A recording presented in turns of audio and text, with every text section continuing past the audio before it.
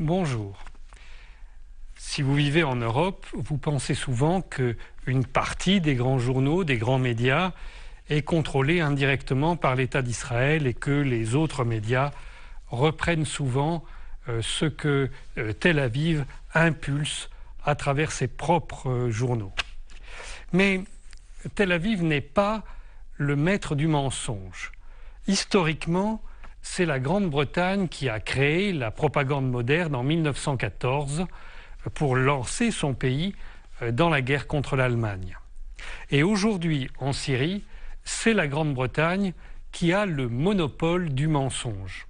En effet, souvenez-vous tout à fait au début, il y avait dès le premier jour l'Observatoire syrien des droits de l'homme basé à Londres, etc.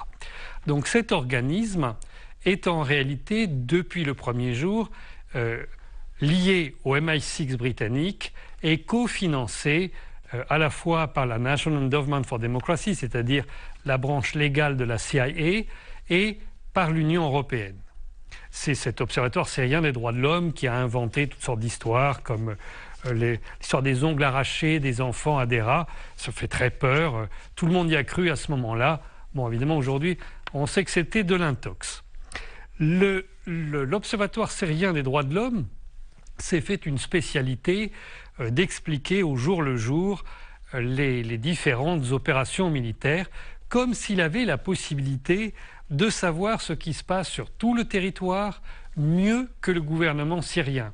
Or, l'armée syrienne ne peut pas elle-même connaître le nombre de victimes dans chaque accrochage qui l'oppose à des djihadistes. Mais on ne sait comment.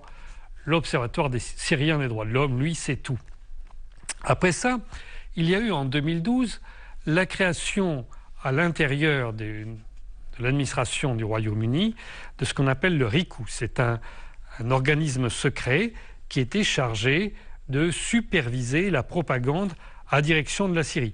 Et d'ailleurs, c'est assez intéressant parce que cet organisme était en même temps chargé de lutter contre le retour des djihadistes qui allait commencer vers l'Union européenne. Donc d'après cet organisme, le RICU, il y a eu une pénétration des associations humanitaires présentes en Syrie. D'après un document interne du RICU, il y a 22 associations humanitaires, dont certaines d'ailleurs étaient elles-mêmes des couvertures d'autres services secrets comme Médecins sans frontières, qui avait été créé par les services secrets français pendant la guerre du Biafra.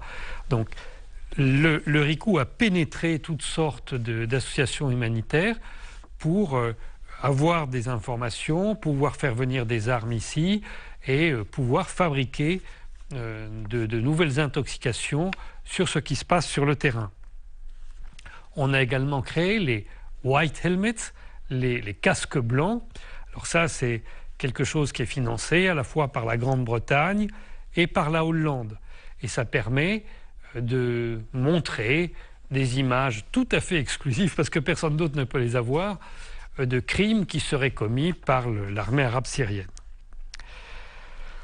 En 2015, ce dispositif a été considérablement développé puisque le Royaume-Uni a créé une société privée, dirigée évidemment par des gens du MI6, qui a aujourd'hui des bureaux à Londres, à Washington et à Istanbul. Cette société, Incostrat, est chargée de faire l'ensemble de la communication pour les groupes djihadistes. Donc cette société, notamment, a dessiné les logos d'une centaine de groupes djihadistes. Donc vous avez l'impression que chacun de ces groupes a des gros moyens, dispose de son propre cabinet de communication, etc. Mais non, il n'y en a qu'un seul pour tout le monde. Et il est probable qu'un grand nombre de ces groupes n'existent pas, en fait. Mais d'autres, bien sûr, ont une réalité. Alors cette société, Incostrat, a également réalisé des brochures, des vidéos pour ces différentes groupes armés. Et alors, les plus célèbres, c'est qu'il a travaillé pour l'armée syrienne libre, il a travaillé pour le mouvement Azem, il a travaillé pour l'armée de l'islam, et maintenant pour le Fatah Alep, l'organisation de l'ensemble des groupes qui se battent autour d'Alep. Par exemple, en 2015, il avait réalisé une vidéo de l'armée de l'islam où on voit, tourner dans la banlieue de Damas, on voit ce qui paraît être une énorme armée. En réalité, il y a bien 4 tanks, mais ils tournent plusieurs fois devant la caméra, comme Mussolini avait fait avant la marche sur Rome. Ils tournent plusieurs fois devant la caméra, donc on a l'impression qu'il y a énormément de blindés. Et puis, il y a quelques centaines de figurants auxquels on a fourni des uniformes neufs qui donnent l'impression d'une armée organisée.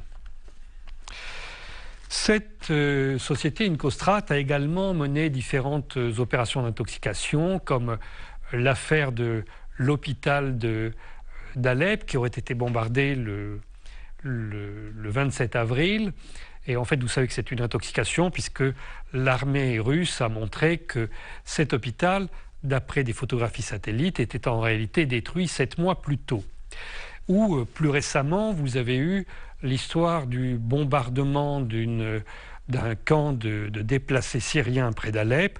Et là encore, avec les casques blancs, les white helmets qui interviennent et tout. Mais là, on voit aussi que c'est une intoxication, puisque d'après leurs propres vidéos, il y a une tente brûlée, mais il n'y a absolument pas de traces d'un bombardement. Donc toute cette opération est contrôlée depuis le départ par les Britanniques, qui ne sont pas nécessairement présents au plan militaire, mais qui dirigent l'ensemble de la coalition.